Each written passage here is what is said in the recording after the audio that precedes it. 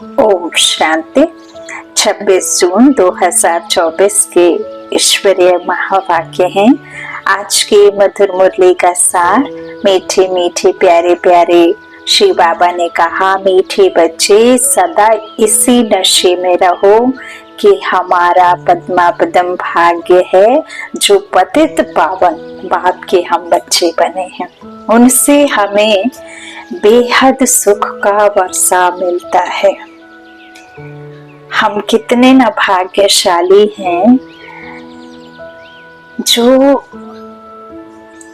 इस संसार के रचता बाप ने, ऊंच ते ऊंच रहने वाले भगवान ने हमें आकर ढूंढा है। यदि हम उन्हें ढूंढ पाते तो द्वापर से भटकते नहीं, लेकिन बाबा ने हमें ढूंढा है। हमारी ताकत नहीं जो हम बाबा को ढूंढ सकें, जब तक वो खुद आकर हमें न ढूंढे। तो कितना ना भाग्यशाली हम हैं कि हम पतित पावन बाप के बने हैं और उनसे हमें बेहद सुख का वर्षा मिलता है। प्रश्न मुरली का, तुम बच्चों को किसी भी धर्म से घृणा व नफरत नहीं हो सकती, क्यों? उत्तर, क्योंकि तुम बीज और झाड़ को जानते हो। इस संसार में जो भी जिस तरह से भी हो रहा है या जो कुछ भी हम इन स्थूल नेत्रों से देख रहे हैं, बाबा कहते हैं वो कुछ भी नया नहीं है। सब कुछ इतना देखो, सतयुग से शुरुआत होती है। बाबा कहते हैं ये झाड़ इतना छोटा होता है, फिर धीरे धीरे धीरे धीरे बड़ा होता है, फिर टाल टालियां पत्ते पुत्ते सब निकलते हैं ना। तो बाबा कहते हैं क्योंकि तुम बीज और झाड़ को जानते हो, तुम्हें पता है यह मनुष्य सृष्टि रूपी बेहद का झाड़ है। इसमें हर एक का अपना अपना पार्ट है। नाटक में कभी भी एक्टर्स एक दूसरे से घृणा नहीं करते, नहीं करेंगे। तुम जानते हो हमने इस नाटक में हीरो हीरोइन का पार्ट बजाया। हमने जो सुख देखे वह और कोई देख नहीं सकता। तुम्हें अथाह खुशी है कि सारे विश्व पर राज्य करने वाले हम हैं। ओम शांति। ओम शांति कहने से ही बच्चों को जो नॉलेज मिले है वह सारी बुद्धि में आ जानी चाहिए। बाप की भी बुद्धि में कौन सी नॉलेज है? यह मनुष्य सृष्टि रूपी झाड़ है जिसे कल्प वृक्ष भी कहते हैं। उसकी उत्पत्ति, पालना, फिर विनाश कैसे होता है, सारा बुद्धि में आना चाहिए।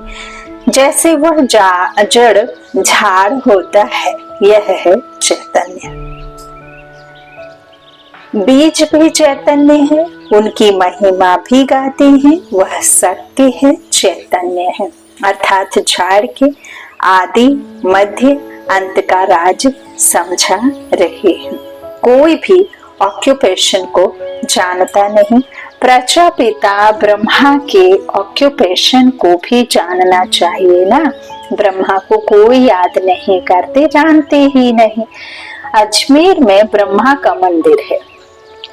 त्रिमूर्ति चित्र छपाते हैं, उनमें ब्रह्मा विष्णु शंकर हैं। ब्रह्मा देवताए नमः कहते हैं। अब तुम बच्चे जानते हो इस समय ब्रह्मा को देवता नहीं कहा जाता है। जब संपूर्ण बने तब देवता कहा जाए। संपूर्ण बन चले जाते हैं, सूक्ष्म वतन में चले जाते हैं जब कर्मातीत अवस्था हो जाती है उनकी। तो बाबा कहते हैं तुम्हारे बाप का नाम क्या है? किससे पूछते हैं? आत्मा से। आत्मा कहती है हमारा बाबा जिसको मालूम नहीं है कि किसने कहा, वह तो प्रश्न पूछ ना सके। अब बच्चे समझ तो गए हैं बरोबर, दो बाप सबके हैं। ज्ञान तो एक ही बाप देते हैं। अभी तुम बच्चे समझते होंगे यह श्री बाबा का रथ है, ब्रह्मा बाबा। बाबा इस रथ द्वारा हमको ज्ञान सुनाते हैं। एक तो यह है जिस्मानी ब्रह्मा बाप का रथ, दूसरा फिर रूहानी बाप का यह रथ है। एक तो यह है जिस्मानी ब्रह्मा का रथ। समझना बाबा के महावाक्यों को। खुद ब्रह्मा की आत्मा इस देह में रथी बन सवार है। दूसरा, निराकार बाप का भी यह रथ है। दूसरा फिर रूहानी बाप का यह रथ, उस रूहानी बाप की महिमा है सुख का सागर, शांति का सागर, दुख हरता, सुख करता, लिबरेटर, दुखों से छुड़ाने वाला, पूरी दुनिया की मुक्ति, जीवन मुक्ति दाता। तो पहले तो यह बुद्धि में रहेगा, यह बेहद का बाप है जिससे बेहद का वर्षा मिलता है। पावन दुनिया के मालिक बनते हैं, निराकार को बुलाते हैं। पतित पावन आओ, आत्मा ही बुलाती है। जब पावन आत्मा है तब नहीं पुकारते, पतित है तो पुकारते हैं। अब सतयुग में जब सब तरह का सुख होगा, है ना, कोई चीज की कमी नहीं, किसी प्रकार की दुख शांति नहीं, तो फिर वहां क्यों भला कोई पुकारेगा।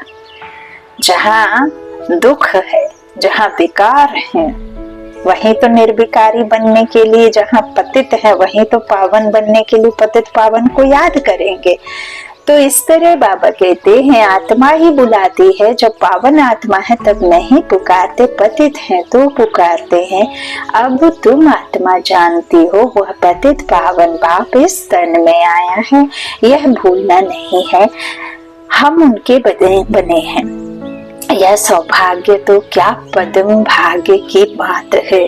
फिर उस बाप को भूलना क्यों चाहिए। इस समय बाप आए हैं, यह नई बात है। शिव जयंती भी हर वर्ष मनाई जाती है, तो जरूर वह एक बार ही आते हैं। लक्ष्मी नारायण सतयुग में थे, इस समय नहीं है, तो समझाना चाहिए। उन्होंने पुनर्जन्म लिया होगा। 16 कला से 14 कला में आए होंगे। इस समय लक्ष्मी नारायण नहीं है, तो समझाना चाहिए उन्होंने पुनर्जन्म लिया होगा। तो 16 से फिर 12-14 कला में आए होंगे। यह तुम्हारे बिना कोई नहीं जानते। सतयुग कहा जाता है नई दुनिया को, वहाँ सब कुछ नया ही नया है। देवता धर्म नाम भी गाया जाता है। वही देवताएं जब वाम मार्ग में जाते हैं तो फिर उनको नया भी नहीं तो देवता भी नहीं कह सकते। कोई भी ऐसे नहीं कहेंगे कि हम उनकी वंशावली के हैं। अगर अपने को उस वंशावली के समझते तो फिर उन्हों की महिमा अपनी निंदा क्यों करते। महिमा जब करते हैं तो जरूर उन्हों को पवित्र, अपने को अपवित्र पतित समझते हैं। पावन से पतित बनते हैं, पुनर्जन्म लेते हैं। पहले जो पावन थे वही फिर पतित बने हैं। तुम जानते हो पावन से अब पतित बने हैं। तुम स्कूल में पढ़ते हो, उसमें नंबरवार 1st, 2nd, 3rd क्लास तो होते ही हैं। बाबा कहते हैं अभी बच्चे समझते हैं, हमको बाप पढ़ाते हैं तब तो आते हैं ना, नहीं तो यहाँ आने की क्या दरकार है। यह कोई गुरु, महात्मा, महापुरुष आदि कुछ नहीं है। यह तो साधारण मनुष्य तन है, सो भी बहुत पुराना है। बहुत जन्मों के अंत में प्रवेश करता हूँ और तो कोई इनकी महिमा नहीं, सिर्फ इसमें प्रवेश करता हूँ तब इनका नाम होता है। नहीं तो प्रजापिता ब्रह्मा कहाँ से आया। इनका नाम तो लेखराज है ना। अब लेखराज के तन का आधार जब परे ते परे रहने वाले पार ब्रह्म परमेश्वर ने तन लिया, तो तन का आधार लेकर के उनको उनकी ही कहानी सुनाई कि तुम क्या थे, क्या बन गए हो। और जब उनको बताया और जब उनको अपना भी परिचय दिया, उनका भी परिचय दिया, फिर उन्होंने खुद उस लेखराज का नाम बदल करके ब्रह्मा नाम रखा, है ना। तो क्योंकि इसके तन में आए तो प्रवेश मैं करता हूँ और तो कोई इनकी महिमा नहीं है। तो मनुष्य मूझते तो जरूर है ना, बाप ने तुमको समझाया है तब तुम औरों को समझाते हो। ब्रह्मा का बाप कौन? ब्रह्मा विष्णु शंकर उन्हों का रचयिता यह शिव बाबा है। बुद्धि ऊपर चली जाती है। जब भी कोई भी कभी भी भगवान का नाम लेता है तो बुद्धि नीचे की तरफ नहीं ऊपर की तरफ जाती है। ऊपर वाले आसमान की तरफ ही ऊपर जाती है बुद्धि, क्योंकि भगवान कण कण में नहीं है। भगवान एक ही है, निराकार। लेकिन बाबा ने समझाया है कि जब कलयुग में इतनी अशांति, इतना दुख, इतना हाहाकार इस संसार में जब एकदम तमो प्रधान दुनिया हो जाती है, तो 5 विकारों रूपी रावण वो हर एक में व्याप्त है। और जब हर एक आत्मा में 5 विकारों रूपी रावण का सब में व्याप्त हो जाते हैं, पूरी दुनिया में, विश्व में ही रावण व्याप्त हो जाता है पूरी आत्माओं में, तब फिर हर एक आत्मा उस परमात्मा को पुकारती है। लेकिन परमात्मा भी अपनी पहचान उन्हों को देता है जो सतयुगी राज्य करते हैं। बाकी भगवान सबका एक है, लेकिन भगवान की पहचान सबको नहीं होती, क्योंकि मनुष्य रूपी सृष्टि झाड़ इतना बड़ा है कि जो सतयुगी झाड़ छोटा होता है, फिर उसके बाद में ही बाबा ने समझाया है कि द्वापर से फिर और धर्म स्थापक गुरु आकर ऊपर से धर्म स्थापन करते हैं। फिर देखो अभी तो कितना व्याप्त हो गए हैं ना। तो बाबा इस तरह समझाते हैं कि बुद्धि ऊपर चली जाती है। परम पिता परमात्मा जो परम धाम में रहते हैं उनकी यह रचना है। कौन? ब्रह्मा विष्णु शंकर। ब्रह्मा विष्णु शंकर का ऑक्यूपेशन अलग है। कोई आपस में 3-4 होते हैं, सबका ऑक्यूपेशन अपना अपना होता है, पाठ हर एक का अपना अपना है। इतनी करोड़ों आत्माएं हैं जिन्होंने ये शरीर लिए हैं, एक का पाठ ना मिले दूसरे से। ये वंडरफुल बातें समझी जाती हैं। कितने ढेर मनुष्य हैं, अभी चक्र पूरा होता है, अंत है ना, सब वापस जाएंगे, फिर से चक्र रिपीट होना है। बाप ये सब बातें भिन्न भिन्न प्रकार से समझाते रहते हैं, नई बात नहीं। कहते हैं कल पहले भी समझाया था, बहुत लवली बाप है। ऐसे बाप को तो बहुत प्यार से याद करना चाहिए। तुम भी बाप के लवली बच्चे हो ना, बाप को याद करते आए हो। पहले सब एक की पूजा करते थे, भेदभाव की बात ही नहीं थी। अभी तो कितना भेदभाव है। इवन देखो, एक घर में कोई पीर को मानता है, कोई गणपति को मानता है, कोई हनुमान को मानता है। एक घर में भी एक मत, एक धर्म से एक पूजा एक की नहीं करते। तो फिर दुनिया में देखो, अभी तो ज्ञान में भी देखो, किसी को परमात्मा की सत्य पहचान है तो कोई फिर एक घर में रह करके भी भक्ति में चल रहा है। तो बाबा कहते हैं पहले ऐसा नहीं था, लेकिन अब यह है। तो पहले सब एक की ही पूजा करते थे, भेदभाव की कोई बात नहीं थी। अभी तो बहुत भेदभाव है। यह राम के भक्त हैं, यह कृष्ण के भक्त हैं। राम के भक्त धूप जगाते तो कृष्ण का नाक बंद कर देते हैं। ऐसे भी कुछ बातें शास्त्रों में है। वह कहे हमारा भगवान बड़ा, वह कहे हमारा बड़ा, दो भगवान समझ लेते हैं तो रॉन्ग होने कारण सब अनराइटिस काम ही करते हैं, है ना। बाप समझाते हैं बच्चे, भक्ति भक्ति है, ज्ञान ज्ञान है। ज्ञान का सागर एक ही बाप है। एक बार एक महात्मा से एक बहन ने बहुत अच्छा प्रश्न पूछा कि मेरी बेटी ने पूछवाया है कि गुरुजी क्या भगवान अलग अलग होते हैं? तो गुरुजी ने उसी बहन से प्रश्न पूछा, तुम्हारी बेटी तुमको क्या कह के बुलाती है? तो बोली, माँ। तुम्हारा पति तुम्हें क्या कह के बुलाता है? तो बोले, पत्नी। और तुम्हारा पिता तुम्हें क्या बुलाता है? बेटी। तुम्हारा भाई बहन, तुम्हारे संगी साथी, सखा सखी, लेकिन तुम तो अलग अलग नहीं हो, तुम तो एक ही हो। तो वो बहन समझ गई। तो ये बाबा कहते हैं बच्चे, भक्ति भक्ति है, ज्ञान ज्ञान है, ज्ञान का सागर एक ही बाप है, बाकी वह सब है भक्ति के सागर।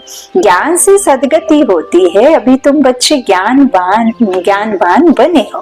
बाप ने तुम्हें अपना और सारे चक्र का भी परिचय दिया है जो और कोई दे ना सके। इसलिए बाप कहते हैं तुम बच्चे हो स्वदर्शन चक्रधारी। परम पिता परमात्मा तो एक ही है, बाकी सब बच्चे ही बच्चे हैं।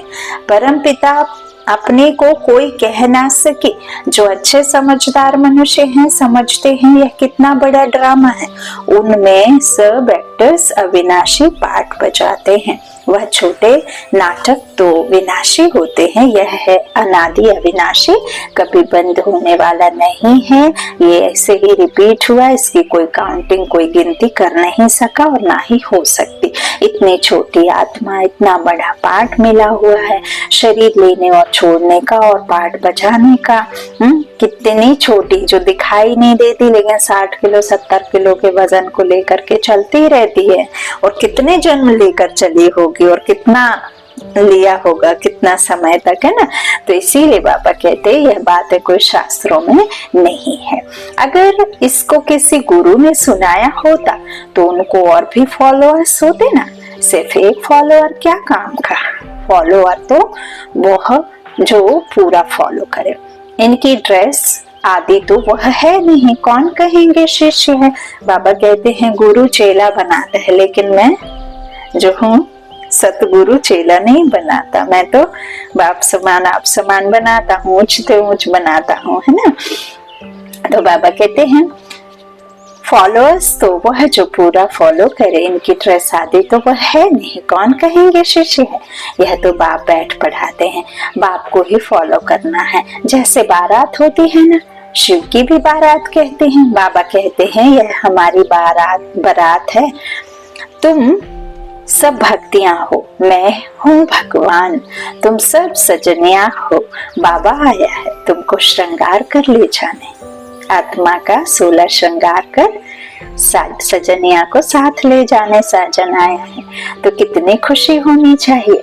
अब तुम सृष्टि के आदि मध्य अंत को जानते हो। तुम बाप को याद करते करते पवित्र बनते जाते हो, तो पवित्र राजाई मिलती है। बाप समझाते हैं मैं आता ही हूँ अंत में, मुझे बुलाते ही हैं पावन दुनिया की स्थापना और पतित दुनिया का विनाश कराने आओ। इसलिए महाकाल भी कहते हैं। बाबा कहते हैं ऐसा नहीं कि एक बुलाए तब मैं आऊं, नहीं, पूरी दुनिया की हर एक आत्मा मुझे पुकारती है तब मैं आता हूँ। महाकाल का भी मंदिर होता है। काल के मंदिर तो देखते हैं ना, शिव को काल कहेंगे ना। बुलाते हैं कि आकर पावन बनाओ, आत्माओं को ले जाते हैं बेहद का। बाप कितने ढेर आत्माओं को लेने लिए आए हैं। काल काल महाकाल सब आत्माओं को पवित्र गुलगुल बना कर ले जाते हैं। गुलगुल बन जाए तो फिर बाप भी ले चलेंगे गोद में।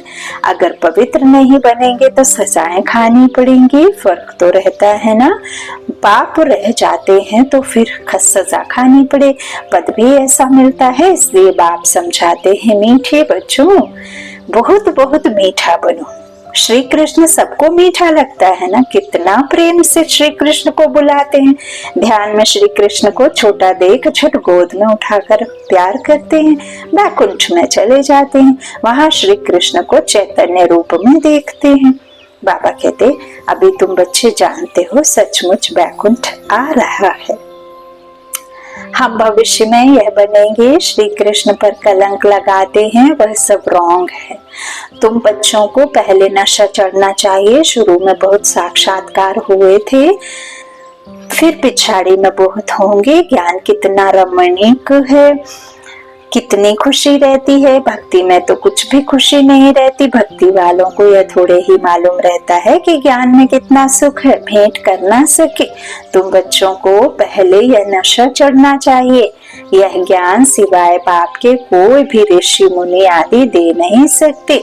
लौकिक गुरु तो किसको भी मुक्ति, जीवन मुक्ति का रास्ता बता नहीं सकते। वो तो खुद दुर्गति में पड़े हैं। वो भला किसको मुक्ति, जीवन मुक्ति का वर्षा देंगे और किसको बताएंगे रास्ता। तो तुम समझते हो कोई भी मनुष्य गुरु हो नहीं सकता। जो कहे हे आत्माओं, बच्चों मैं तुमको समझाता हूँ। बाप को तो बच्चे बच्चे कहने की प्रैक्टिस है, इसीलिए तो वृद्ध तन का आधार लिया। छोटे बच्चे का तन का आधार लेते, वो बच्चा बच्चा कहता डाइजेस्ट ही नहीं होता। और जो पहला प्रिंस है उसके ही अंत के जन्म में आते हैं। तो बाबा कहते हैं बच्चे बच्चे कहने की प्रैक्टिस है। जानते हैं यह हमारी रचना है। यह बाप भी कहते हैं मैं सबका रचयिता हूँ, तुम सब भाई भाई हो, आत्मा भाई भाई। तो उनको पाठ मिला है। कैसे मिला है वो बैठ समझाते हैं। आत्मा में ही सारा पाठ भरा हुआ है। जो भी मनुष्य आते हैं 84 जन्मों में कभी एक जैसे फीचर्स मिल ना सके, थोड़ी थोड़ी चेंज होती जरूर है। तत्व भी सतो रजो तमो होते जाते हैं।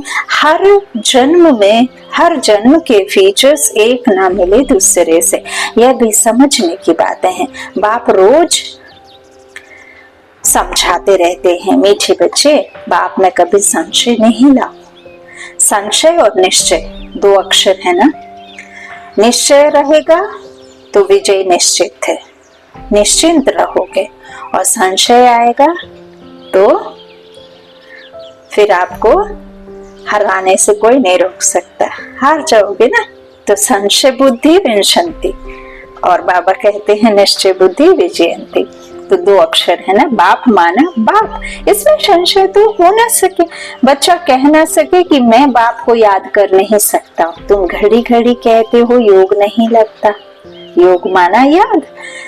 योग अक्षर ठीक नहीं है। तुम तो राज ऋषि हो, ऋषि अक्षर पवित्रता का है। तुम राज ऋषि हो तो जरूर पवित्र होंगे। थोड़ी बात में फेल होने से फिर राजा ही मिल ना सके, प्रजा में चले जाते हैं, कितना घाटा पड़ जाता है। नंबरवार पद होते हैं ना, एक का पद ना मिले दूसरे से। यह बेहद का बना बनाया ड्रामा है। सिवाय बाप के कोई समझा ना सके तो तुम बच्चों को कितनी खुशी होती है। जैसे बाप की बुद्धि में सारा ज्ञान है वैसे तुम्हारी बुद्धि में भी है। बीज और झाड़ को समझना है। मनुष्य सृष्टि का झाड़ है, इनके साथ वन एंड ट्रेड का मिसाल बिल्कुल एक्यूरेट है। बुद्धि भी कहती है हमारा आदि सनातन देवी देवता धर्म का जो थुर था वह प्रायः लोप हो गया है। बाकी सब धर्मों की टाल टालियां आदि खड़ी हैं। ड्रामा अनुसार यह सब होना ही है, इसमें घृणा नहीं आती। नाटक में एक्टर्स को कभी घृणा आएगी क्या? बाप कहते हैं तुम पतित बन गए हो, फिर पावन बनना है। तुम जितना सुख देखते हो उतना और कोई नहीं देखते। तुम हीरो हीरोइन हो, विश्व पर राज्य पाने वाले हो, तो अथाह खुशी होनी चाहिए ना। भगवान पढ़ाते हैं, कितना रेगुलर पढ़ना चाहिए, इतनी खुशी होनी चाहिए। बेहद का बाप हमें पढ़ाते हैं। राजयोग भी बाप ही सिखलाते हैं। कोई शरीरधारी तो सिखला ना सके। बाप ने आत्माओं को सिखलाया है। आत्मा ही धारण करती है। बाप एक बार ही आते हैं पाठ बचाने। आत्मा ही पाठ बचाकर एक शरीर छोड़ दूसरा लेती है। आत्माओं को बाप पढ़ाते हैं, देवताओं को नहीं पढ़ाएंगे। वहां तो देवताएं ही पढ़ाएंगे, देवता देवता को पढ़ाएंगे, लेकिन आत्माओं को परमात्मा पढ़ाता है देवता बनने के लिए। तो संगम युग पर बाप ही पढ़ाते हैं पुरुषोत्तम बनाने के लिए। तुम ही पढ़ते हो, यह संगम युग एक ही है। जब तुम पुरुषोत्तम बनते हो, सत्य बनाने वाला, सतयुग की स्थापना करने वाला एक ही सच्चा बाबा है। अच्छा, मीठे मीठे सिकीला थे बच्चों प्रति माता पिता बाप दादा का याद प्यार और गुड मॉर्निंग। रूहानी बाप के रूहानी बच्चों को नमस्ते। हम रूहानी बच्चों की रूहानी माता पिता बाप दादा को याद प्यार और गुड मॉर्निंग। शुक्रिया बाबा, शुक्रिया। धारणा के लिए मुख्य सार। पहला बाबा ने कहा संगम युग पर डायरेक्ट भगवान से पढ़ाई पढ़कर ज्ञानवान आस्तिक बनना और बनाना है, कभी भी बाप पढ़ाई में संशय नहीं लाना है। दूसरा, बाप समान लवली बनना है, हमारा भगवान हमारा श्रृंगार कर रहे हैं, इस खुशी में रहना है। किसी भी एक्टर से घृणा व नफरत नहीं करनी है, अर्थात आत्मा भाई से। हर एक का इस ड्रामा में एक्यूरेट पार्ट है। जब हम ये समझ लेंगे तो फिर हमें किसी से भी किसी प्रकार की कोई शिकायत नहीं होगी। वरदान, सेवाओं की प्रवृत्ति में रहते बीच बीच में एकांतवासी बनने वाले अंतर्मुखी भाव। साइलेंस की शक्ति का प्रयोग करने के लिए अंतर्मुखी और एकांतवासी बनने की आवश्यकता है। कई बच्चे कहते हैं अंतर्मुखी स्थिति का अनुभव करने व एकांतवासी बनने के लिए समय ही नहीं मिलता, क्योंकि सेवा की प्रवृत्ति, वाणी की शक्ति की प्रवृत्ति बहुत बढ़ गई है। लेकिन इसके लिए इकट्ठा आधा घंटा व 1 घंटा निकालने के बजाय बीच बीच में थोड़ा समय भी निकालो तो शक्तिशाली स्थिति बन जाएगी। 24 घंटों में 24 मिनट खुद के लिए निकालें। ट्रैफिक कंट्रोल बाबा ने बताया है, वो करें। 3 मिनट में 1 मिनट निकालें, है ना। 24 घंटों में 24 मिनट निकालें, खुद से बातें करें, स्वदर्शन चक्र फिराएं। स्लोगन, ब्राह्मण जीवन में युद्ध करने की बजाय मौज मनाओ तो मुश्किल भी सहज हो जाएगा। ब्राह्मण जीवन में युद्ध करने की बजाय मौज मनाओ तो मुश्किल भी सहज हो जाएगा। अच्छा, ओम शांति। शुक्रिया बाबा, शुक्रिया।